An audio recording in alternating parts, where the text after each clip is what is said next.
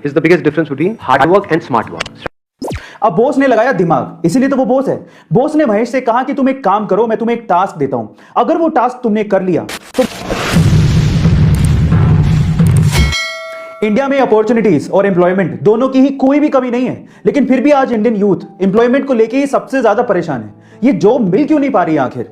जो इंडियन कंपनियां यहां पर रिक्रूटमेंट करती हैं वो इसके बारे में क्या कहती हैं पता है? वो ये कहती हैं कि इंडिया में यूथ की कमी नहीं है, लेकिन स्किलफुल, स्मार्ट, एम्प्लॉयबल यूथ की बहुत कमी है। और जो यूथ स्किलफुल है और स्मार्ट है उसके लिए जॉब की कोई कमी नहीं है। अब इसको थोड़ा मैं स्टोरी के थ्रू समझाने की कोशिश करता हूं, ध्यान से समझिएगा जिससे आपको ज्यादा समझ में आएगा।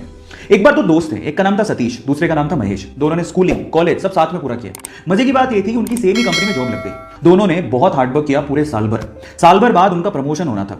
तो जिस दिन प्रमोशन था उस दिन बॉस आए, उन्होंने सतीश को प्रमोशन लेटर देते हुए कहा कि सतीश तुम्हारा प्रमोशन होता है। तब महेश ने पूछा कि सर मेरा?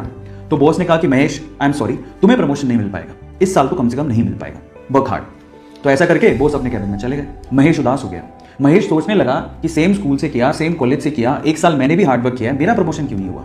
अब दिमाग में उस टाइम क्या बातें आती है पता है? भाई यहां तो बटरिंग से प्रमोशन होता है, जरूर सतीश ने बटरिंग की होगी बॉस की और उसको गुस्सा आ गया। उसने सोचा मैं कल से नहीं आऊंगा। वो बॉस के कैबिन में गया और बॉस को बोलता है कि बॉस मैं कल से तो नहीं आऊंगा, आई एम सो सॉरी। तो बॉस ने कहा कि क्यों नहीं आओगे? तो वो कहता है कि बॉस मैंने बहुत हार्डवर्क किया पूरे साल भर, लेकिन मेरा प्रमोशन नहीं हुआ। अब मुझे ऐसा फील होता है कि इस कंपनी में सिर्फ बटरिंग करने वालों का ही प्रमोशन होता है। मतलब वो डायरेक्टली सतीश पे ब्लेम लगा रहा था कि सतीश ने बटरिंग की है, लेकिन बॉस तो ये जानता था कि सतीश ने बटरिंग नहीं की है, सतीश ने वाकई में हार्डवर्क किया, वो स्मार्ट है, महेश से स्मार्ट है। अब इस चीज को प्रूव कैसे करें? अब बॉस ने लगाया दिमाग, इसीलिए तो वो बॉस है। बॉस ने महेश से कहा कि तुम एक काम करो, मैं तुम्हें एक टास्क देता हूं, अगर वो टास्क तुमने कर लिया तो मैं तुम्हें सतीश से ज्यादा सैलरी दूंगा और प्रमोशन अलग से। तो महेश ने कहा ठीक है। तो बॉस ने कहा तुम एक काम करो, अभी जाओ बाहर, तो हमारे इलाके में पता करो कि आम कौन बेचता है। महेश गया, आधे घंटे बाद वापस आया और बोलता है कि आम एक्चुअली पूरे इलाके में, हमारे इलाके में थोक के भाव में सिर्फ एक ही आदमी बेचता है। तो फिर बॉस ने कहा महेश एक और काम करो, अब जाके पता करके आओ कि वो कितने रुपए किलो में आम बेचता है। वो गया, वापस आया, वापस आके बोलता है कि वो 50 रुपए किलो में आम बेचता है। अब बॉस ने क्या कहा, महेश मैं सेम चीज अब मैं सतीश से करवाता हूं, तुम ध्यान से देखना।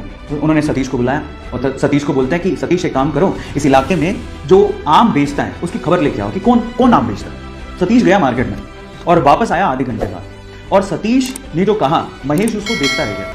सतीश ने कहा बॉस यहाँ पे आम सिर्फ एक ही आदमी बेचता है और वो 50 रुपए किलो बेचता है, लेकिन उसके पास टोटल 60 से 70 किलो आम है और वो एक साथ अगर हम खरीद ले वो 40 रुपए किलो में दे देगा। और अगर हमने 40 रुपए किलो में वो 60 से 70 किलो आम बेच दिए और हमने अगर 50 रुपए किलो में से सेल किया तो हमें बहुत प्रॉफिट होगा। और आगे आने वाले समय में हम लोग आम में भी अपना हाथ आजमा सकते हैं, आम के बिजनेस में भी। अब आप समझिए कि सतीश और महेश में क्या फर्क था।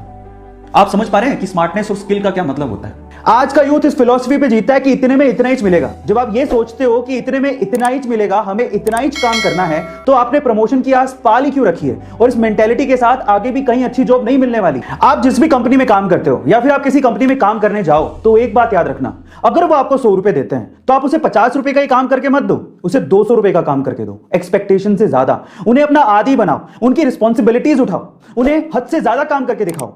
तब मैं आपको गारंटी देता हूं कि फ्यूचर में आपको ना तो कभी जॉब की प्रॉब्लम होगी ना ही प्रमोशन की। यही सबसे अच्छा तरीका है।